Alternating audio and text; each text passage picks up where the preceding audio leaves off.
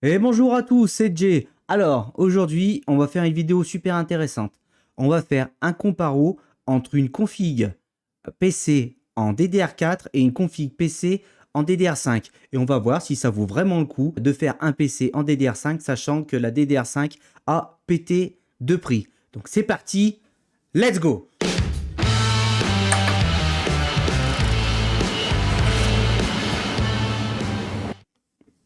Bon alors on se retrouve sur le site de Top Achat, site plutôt intéressant parce qu'on peut voir qu'est-ce que notre PC va donner en jeu et il nous le donne les points 3D Mark. 3D Mark c'est un benchmark qui donne une note au build PC afin de voir sa puissance.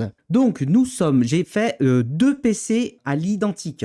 Donc ça veut dire que processeur, enfin tout est identique, un est en DDR4 et un en DDR5. Donc j'ai choisi en processeur le 5700X pour la DDR4 et le 7600 pour la DDR5. Ces deux processeurs, c'est quasiment les mêmes à quelque chose près. La carte graphique, on sera sur une 5070 pour les deux PC. Les deux PC seront en 16 Go de RAM et j'ai choisi pour les deux PC le sweet spot idéal dans les DDR respectives. Donc c'est-à-dire pour la DDR4, j'ai choisi 3200 C16, c'est le sweet spot idéal pour la DDR4. En dessous, c'est un peu juste. Et au-dessus, on paye trop cher pour la différence de perf qu'on a.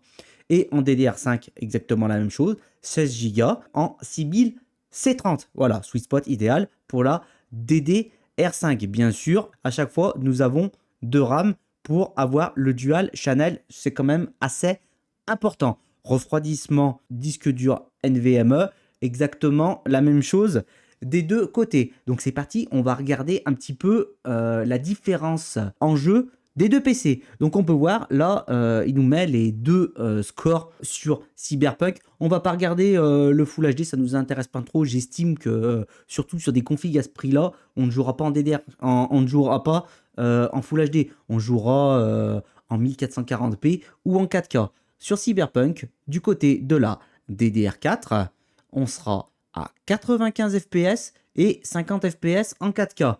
Et on peut bien le voir sur la DDR5, c'est exactement la même chose. Ensuite, on va regarder, on va faire plusieurs jeux. Baldur's Gate 3, j'écorche toujours le nom, c'est dingue. 1440p 120, 4K 90, on peut bien le voir.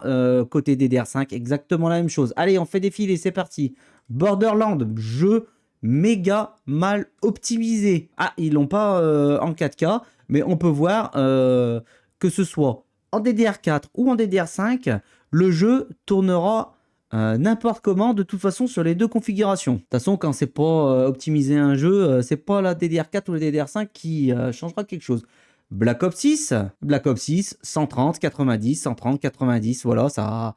C'est exactement les mêmes perfs. Counter-Strike 2, normalement, je pense que Counter-Strike 2, on sera plus puissant en... Même pas. J'aurais pensé qu'on serait plus puissant sur la DDR5 étant donné que c'est un jeu plus processeur. Mais a priori, non, c'est les mêmes perfs des deux côtés. Fortnite, voilà, Fortnite. Ouais, j'essaye de faire les jeux qui sont pas mal joués sur PC. 95, 60, 95, 60. On peut le voir, hein, c'est les mêmes perfs. Valorant, voilà, Valorant, il me semble que c'est un jeu plus CPU. Ah ouais, là ça sent tout de suite, voilà, donc CPU. Donc par contre, pour Valorant, on aura plus de perfs sur de la DDR5 étant donné que c'est un jeu plus typé processeur.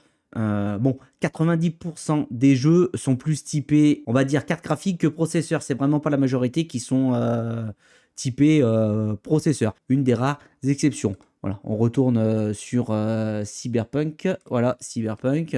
Pour moi, Cyberpunk, c'est vraiment le benchmark pour les PC. C'est vraiment celui qui nous montre un petit peu ce que nos PC ont dans le ventre. Donc, comme on peut le voir, pour le PC DDR4, on sera à 1685 €. Voilà, j'arrondis. Et pour le PC en DDR5, on sera à 1892 €. Un bon 200 balles de différence pour les mêmes perfs. Oui, le PC en DDR5 sera entre guillemets plus future-proof. On aura peut-être plus d'upgrades possibles.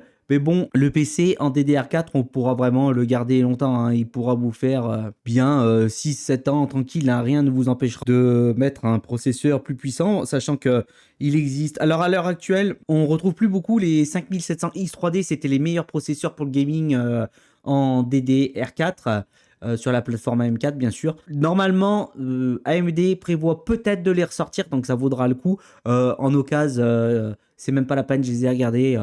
Les 5700 X3D ont vraiment des prix de fou furieux. Vous trouverez le 5800 X3D, aussi en occasion, un peu plus perf que le 5700 X3D. Mais par contre, attention, hein, il faut un refroidissement, un refroidisseur, un IO qui envoie parce que il chauffe sa race. Hein. 5700 X ou 5700 X3D si vous trouvez, très bien.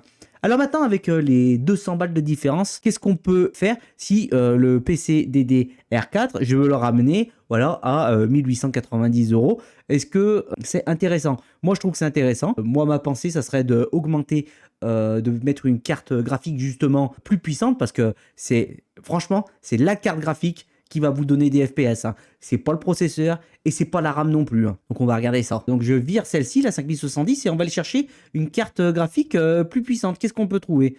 Eh ben on va en carte graphique, on va utiliser alors là celle qui nous propose en produit recommandé la 9070 XT. Donc on va choisir celle-ci. Celle-ci, je suis sûr qu'avec cette carte, on aura bien plus de perf. Bien plus. En tout cas, on aura plus de perf.